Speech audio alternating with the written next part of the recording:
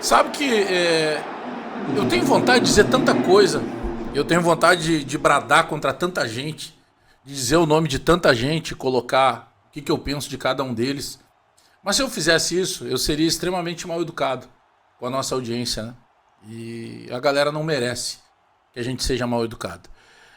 A gente está no dia, caminhando aí para terminar o dia 23 de julho, ou seja, na metade do ano, pouco mais da metade do ano, e o ano acabou pro Grêmio. Acabou.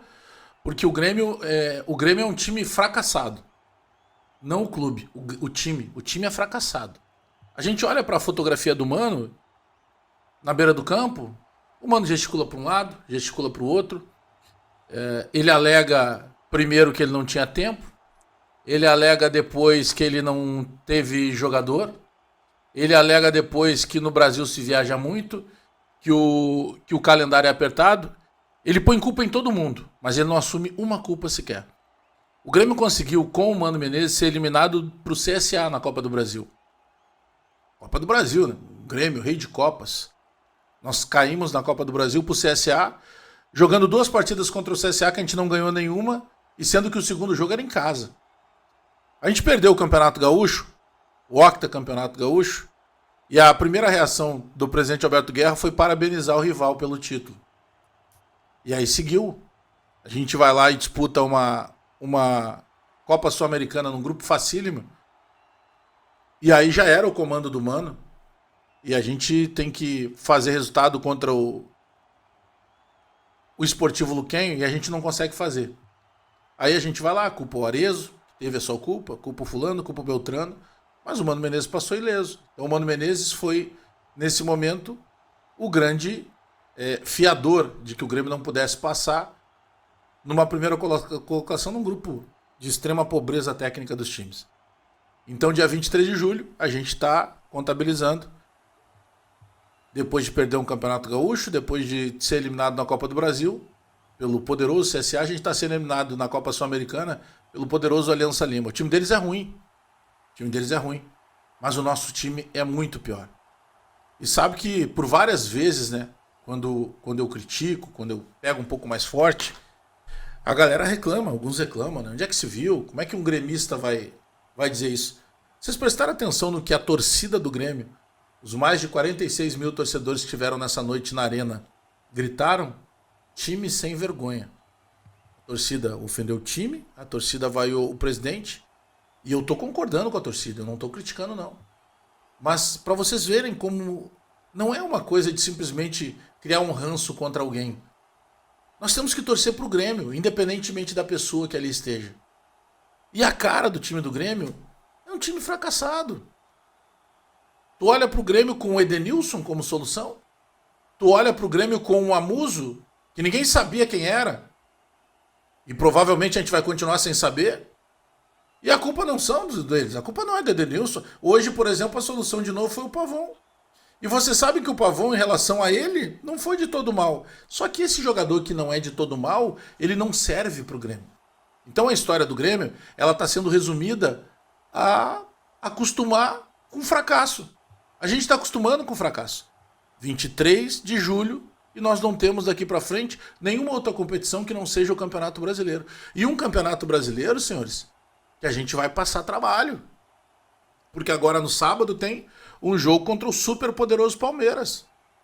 Depois lá na outra semana tu tem um Fluminense que precisa estar se recuperando e que jogam mais que a gente.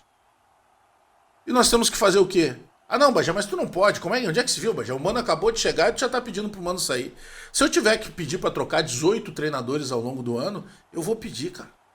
Porque o treinador de futebol, ele tem a obrigação de, quando ele chega, encontrar soluções. E se ele não encontrar soluções, ele tem que sair. Ou nós vamos achar agora que tá tudo normal para um técnico que foi eliminado da Copa do Brasil, pro CSA. Em 2 jogos do CSA ele não conseguiu ganhar do CSA. Ah não, mas é que o Grêmio precisa de reforço. Mas vem cá, vocês me desculpem. Tem uma coisa que ninguém vai conseguir me convencer. De que o time do Grêmio é pior que o CSA. De que o time do Grêmio é pior do que o Aliança Lima. Não é. O time é ruim. Mas ele tem a obrigação de ter, através do seu treinador, um mínimo de organização. O gol que o Grêmio tem. Claro que quando o Grêmio sai desesperado depois de fazer 1-0 só no segundo tempo e ter que jogar o time pra cima, tu tá correndo o risco de daqui a pouco abrir um buraco na tua defesa. Agora, o adversário tem a bola. O teu sistema de marcação. Entre dois adversários, o que tem a bola e o que tá se projetando, tem 3 jogadores do Grêmio. E aí esse que tá se projetando, ele consegue enfiar a bola entre esses 3 jogadores do Grêmio. E ninguém consegue perceber, ninguém consegue fazer um mínimo de um movimento de marcação num treinador que eu tenho, que é tido como um especialista em sistemas defensivos. Não dá mais. Não dá mais para aguentar o presidente Guerra, não dá mais para aguentar a direção de futebol do Grêmio. E aí a gente monta toda uma estrutura, e essa estrutura psicológica que a gente carregou ao longo do dia, sabe? Esse torcedor, ele tem que continuar, torcedor. Ele tem que continuar, porque a gestão do presidente Guerra já acabou. A gente só tem que encontrar agora, torcer, que as coisas comecem a acontecer, que ele se dê conta que ele está se desgastando à toa e que ele não tem mais o que fazer para o Grêmio.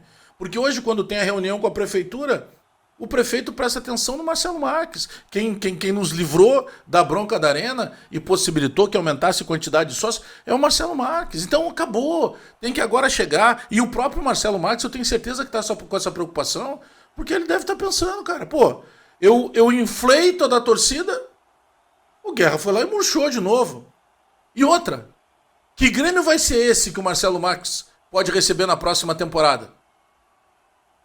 O que está nos apontando, olha, tem muito time ruim no Campeonato Brasileiro, mas seguramente o nosso é um dos piores. E nós temos que começar a entender isso. O time do Grêmio não tem nada. E aí a gente depende aqui, vamos lá. Aí entraram o Pavon, Edenilson, Amuso, o André Henrique, e até alguns não foram mal em relação a eles. E aí nós vamos cobrar quem? Os garotos? Nós vamos cobrar o Alisson, nós vamos cobrar o Riquelme, nós vamos cobrar o Gustavo Martins. Tá, e o Vila Sante que não joga nada há não sei quanto tempo? Nós vamos continuar dependendo, por exemplo, do Dodi? Então o elenco do Grêmio precisava de reforços? É claro que sim. Mas é impossível que o Mano Menezes não consiga fazer uma jogada ensaiada. Que o Grêmio não possa ter uma jogada ensaiada. Que o Grêmio não possa ter um mínimo de um Edenilson conseguir acertar um passe de 2, de 3 metros.